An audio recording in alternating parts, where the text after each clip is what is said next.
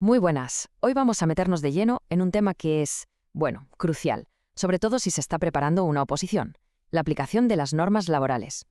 Y es que en el derecho del trabajo no es tan sencillo como coger una ley y aplicarla. Hay de todo, leyes, convenios, contratos, un auténtico laberinto. Así que, ¿qué vamos a hacer? Pues vamos a desgranar los principios que nos van a servir de guía, las claves para no perdernos, un conocimiento de verdad fundamental. Vale, esta va a ser nuestra hoja de ruta para hoy. Primero, veremos el desafío que supone tener tantas normas. Después, cómo resolver los conflictos que surgen entre ellas. En tercer lugar, hablaremos del tiempo y de los derechos adquiridos, un punto muy importante.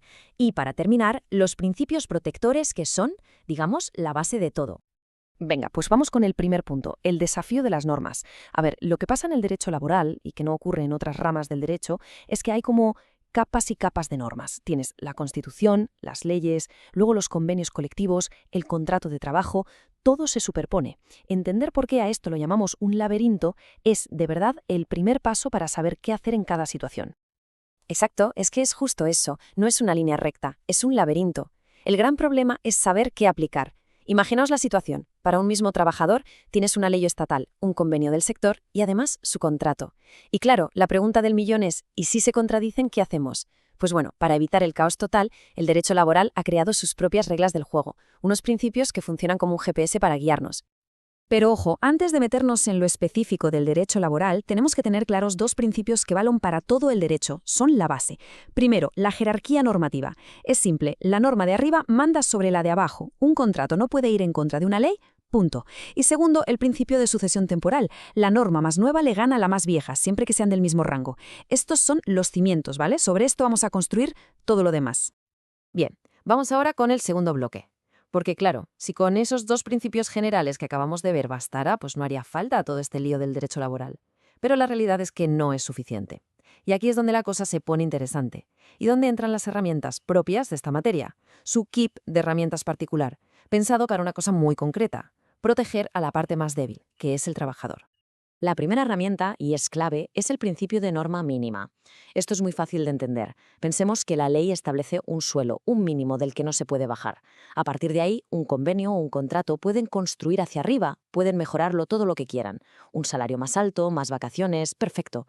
Pero lo que nunca pueden hacer es cavar un hoyo y poner condiciones por debajo de ese suelo legal. Y esto no es teoría, ¿eh? Esto lo dice bien clarito el Estatuto de los Trabajadores. El contrato de trabajo, sí, crea derechos, pero con una línea roja muy clara. No puede empeorar lo que ya dicen las leyes o los convenios. Es la plasmación de esa famosa prohibición de la reforma Impeius, que suena muy técnico, pero no es más que eso. Prohibido ir a peor. Pero bueno, ¿y qué pasa cuando la cosa se complica de verdad? ¿Qué ocurre si el choque no es entre una norma de arriba y una de abajo, sino entre dos del mismo nivel? Por ejemplo, un convenio de sector y un convenio de empresa. Los dos son aplicables. Aquí la jerarquía no nos ayuda para nada. Necesitamos otra cosa, algo más específico para solucionar este choque de trenes. Pues la solución es esta, el principio de norma más favorable. Es muy sencillo en su planteamiento. Si hay un conflicto entre dos normas que son válidas, el que tiene que decidir, un juez por ejemplo, debe quedarse con la que en su conjunto sea mejor para el trabajador. Y ya está. Es una de las señas de identidad del derecho del trabajo, una excepción a las reglas generales que lo hace tan especial. Claro, dicho así parece fácil, pero ¿cómo decidimos qué norma es más favorable? ¿Cómo se compara? Aquí ha habido mucho debate, con tres ideas principales sobre la mesa. La primera, la comparación global. O lo tomas todo o lo dejas. Coges una norma entera con lo bueno y con lo malo. La segunda, la atoméstica o espigueo, que sería como hacer un Frankenstein. Cojo el salario de este convenio, las vacaciones de este otro. Y la tercera, una comparación por partes, por materias. La forma de comparar, como podéis imaginar, lo cambia todo. Y aquí nuestra legislación, concretamente el Estatuto de los Trabajadores, en su artículo 3.3, es muy clara. Se acabó el debate. Se aplica el criterio global. ¿Qué quiere decir esto? Pues que no se puede ir de compras y coger lo mejor de cada norma. Nada de coger las vacaciones de un convenio y el sueldo de otro. Hay que mirar cada norma como un todo, un bloque.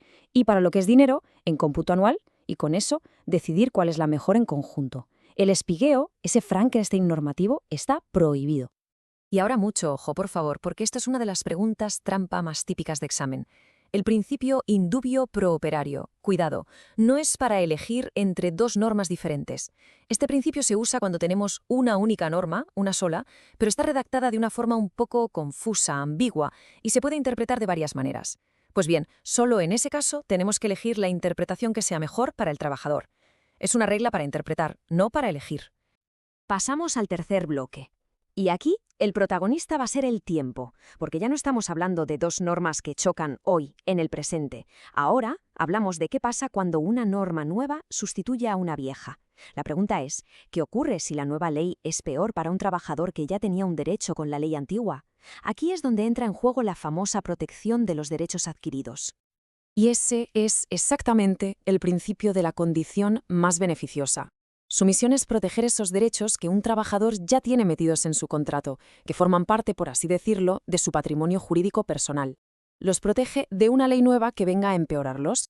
El ejemplo clásico, si por un pacto en tu contrato tenías derecho a una cesta de Navidad y sale una ley que las quita, en principio a ti no te afectaría, porque ese derecho ya lo tenías, ya era tuyo. Y aquí, por favor, otra vez, muchísima atención.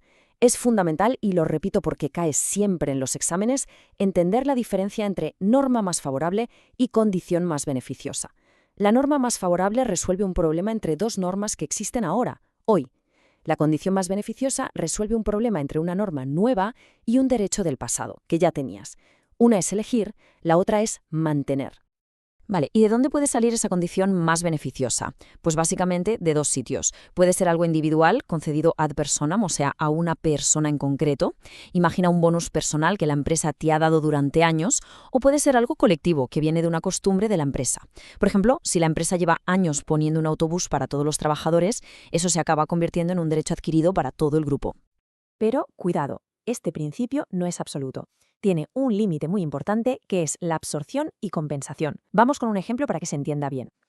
Imagina que un trabajador cobra un plus personal de 100 euros. Ahora sale un convenio nuevo que sube el salario base en 150 euros. ¿Qué pasa? Pues que esa subida general de 150 puede absorber el plus de 100. Al final no cobraría 250 euros más. La mejora general compensa la individual. Es una forma de que las mejoras no se vayan sumando una encima de otra sin control. Y llegamos ya a la última parte, al último principio. Y este es, por así decirlo, el cerrojo que cierra todo el sistema. Es el núcleo duro, lo innegociable. La garantía de que toda esta arquitectura de protección que hemos estado viendo no se puede venir abajo, ni siquiera aunque el propio trabajador quisiera. Estamos hablando, claro, del principio de irrenunciabilidad de derechos. A ver, en el derecho normal, el derecho civil, uno puede renunciar a sus derechos si quiere, pero en el trabajo no. Y esto tiene una razón de ser muy potente. Se trata de proteger al trabajador incluso de sí mismo, de protegerlo de una situación de necesidad o de presión que le lleve a aceptar renunciar a sus derechos mínimos. Por eso es imposible firmar un papel renunciando a tus vacaciones pagadas o al salario mínimo. Y una vez más, si vamos al Estatuto de los Trabajadores, lo deja clarísimo, es tajante.